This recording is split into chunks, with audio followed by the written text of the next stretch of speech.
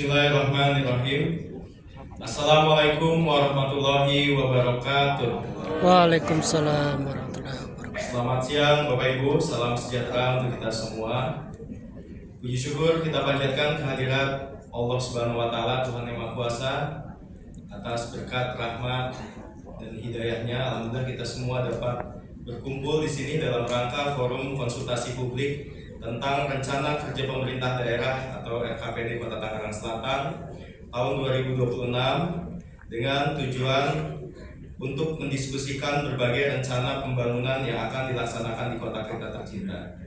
Selawat serta salam juga semoga selalu tercurah kepada junjungan Nabi besar kita Nabi Muhammad SAW, kepada para keluarga dan para sahabatnya. Yang saya hormati Ketua dan Pimpinan DPRD Kota Tangerang Selatan beserta seluruh anggota yang hadir.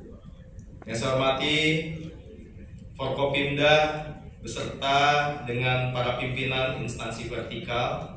Hadir di sini Ibu Kajari, Pak Kepala BNN, Ibu Kepala BPJS Ketenagakerjaan, dari BJB juga hadir, dan juga perwakilan dari Polres dan juga Kodim 0506 Tangerang, dan juga dari unsur instansi lainnya yang hadir. Yang saya hormati para kepala daerah wilayah perbatasan dengan Kota Tangerang Selatan yang mewakili. Hadir di sini yang saya hormati narasumber kita Ibu Fidelia Silviana dari Perencana Ahli Madya Direktorat Regional 1 Kementerian PPN atau Bappenas RI.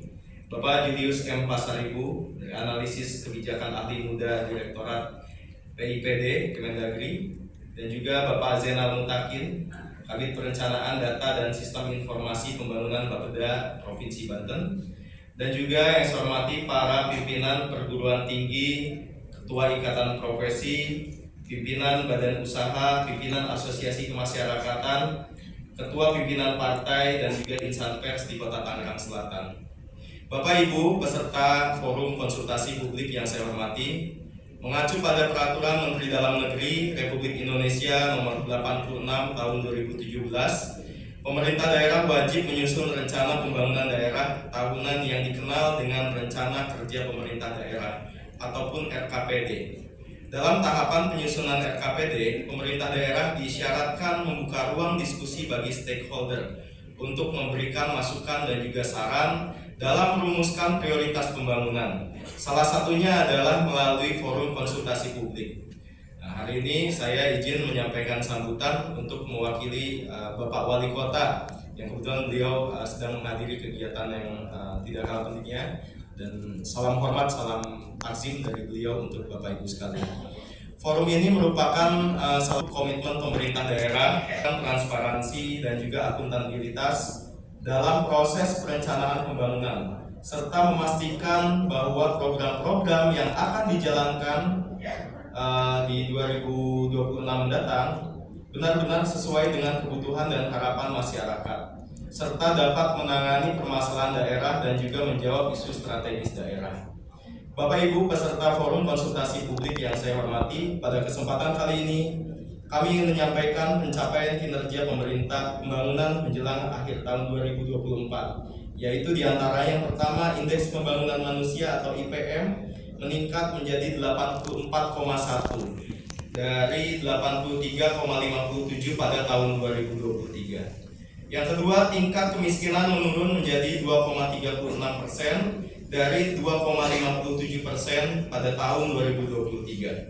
Yang ketiga, tingkat pengangguran terbuka menurun menjadi 5,81% dari 6,59% pada tahun 2022.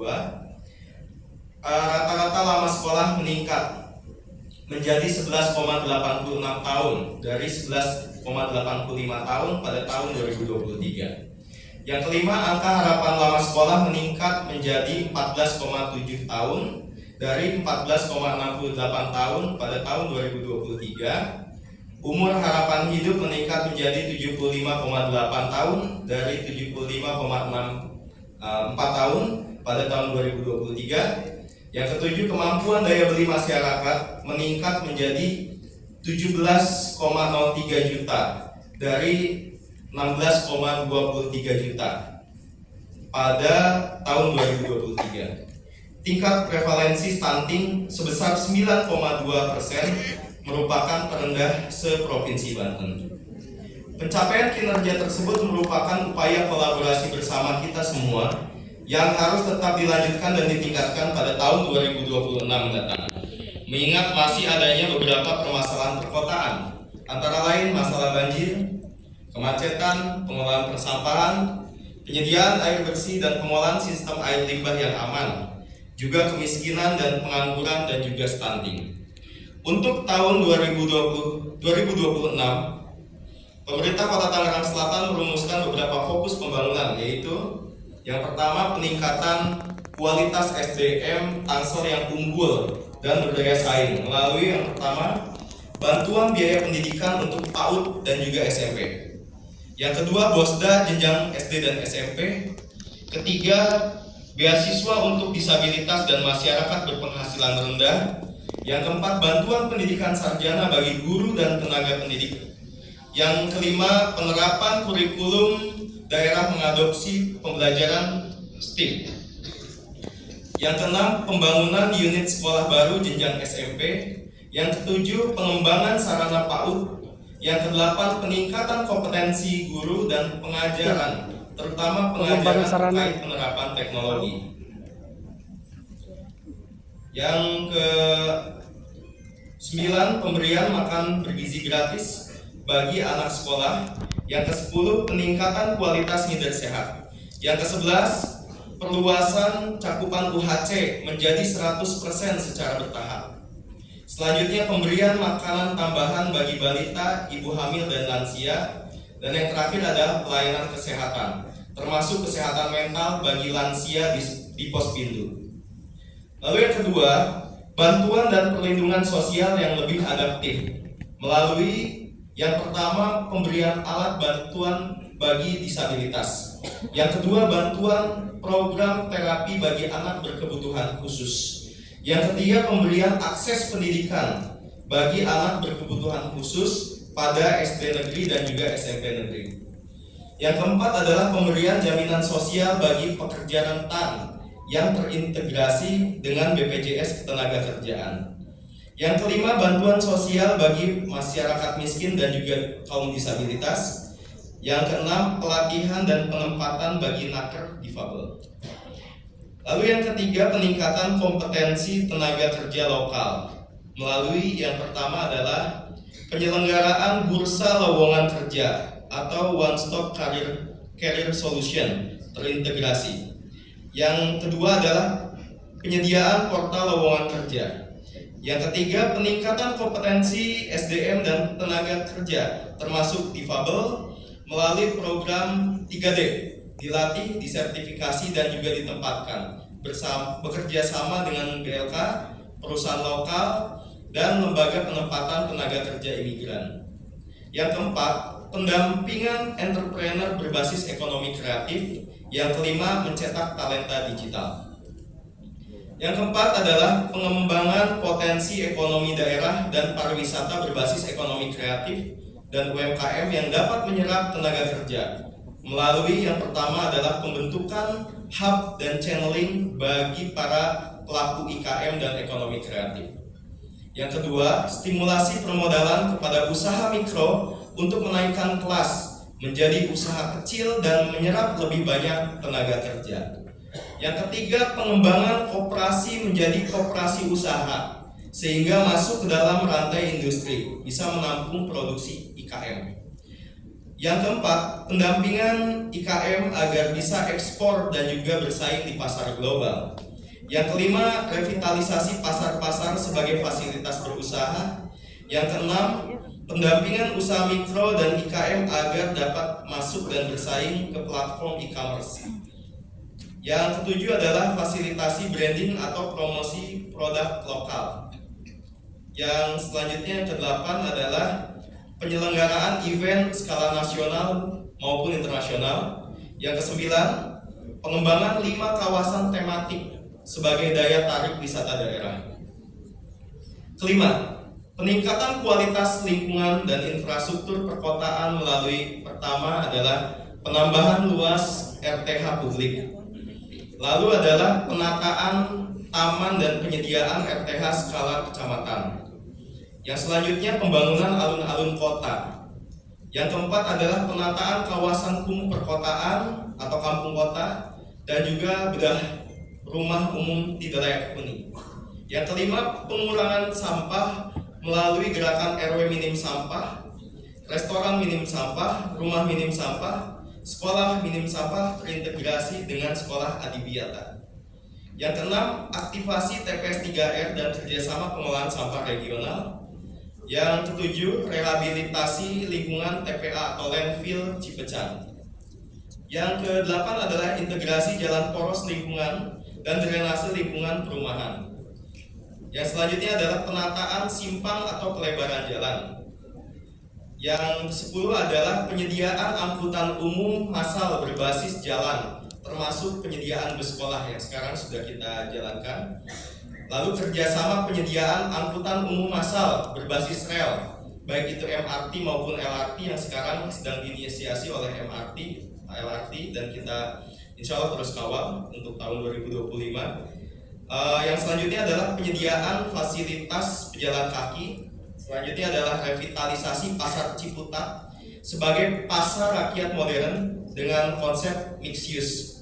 Yang selanjutnya adalah penyediaan jalur pedestrian dan sepeda yang inklusif. Dan yang terakhir adalah pengadaan wifi publik.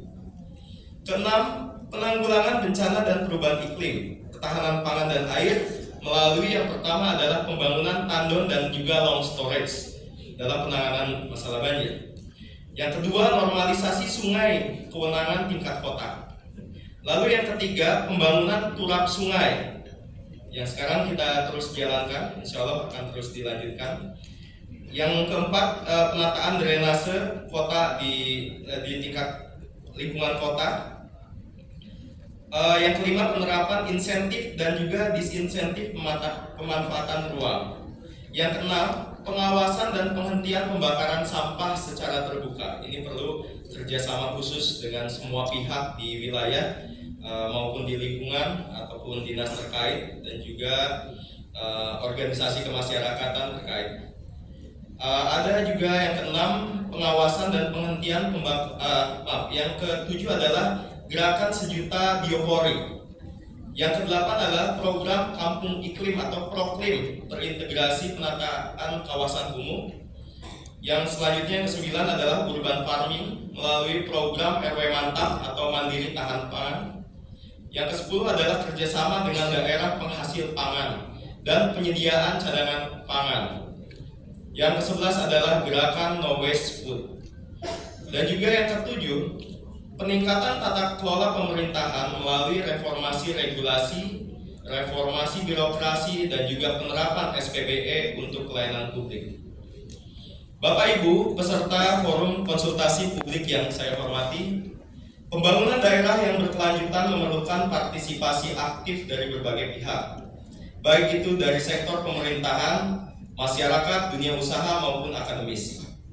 Oleh karena itu, kami mengajak kepada seluruh peserta forum untuk memberikan kontribusi pemikiran yang konstruktif demi kemajuan Kota Tangerang Selatan. Kita semua memiliki peran dalam mewujudkan visi dan misi pembangunan yang telah ditetapkan. Melalui forum ini, kami berharap dapat mendengar secara langsung masukan, saran, dan juga aspirasi dari seluruh pemangku kepentingan untuk menyempurnakan rumusan arah kebijakan dan fokus atau prioritas pembangunan sehingga menghasilkan rencana kerja pemerintah Kota Tangerang Selatan tahun 2026 yang efektif, efisien, dan juga berkualitas. Dalam proses penyusunan RKPD ini, setiap masukan yang disampaikan akan kami pertimbangkan secara seksama agar kebijakan yang diambil dapat memberikan manfaat yang sebesar-besarnya bagi seluruh lapisan masyarakat. Demikian sambutan dari saya. Izin sekali lagi mewakili Bapak Wali Kota. Semoga acara ini dapat berjalan dengan lancar dan juga menghasilkan pemikiran serta masukan yang konstruktif untuk bersama-sama merancang langkah-langkah yang lebih baik demi Kota Tangerang Selatan yang lebih maju, sejahtera, berdaya saing, dan juga layak huni. Terima kasih atas perhatian dan partisipasinya dari Bapak Ibu sekalian.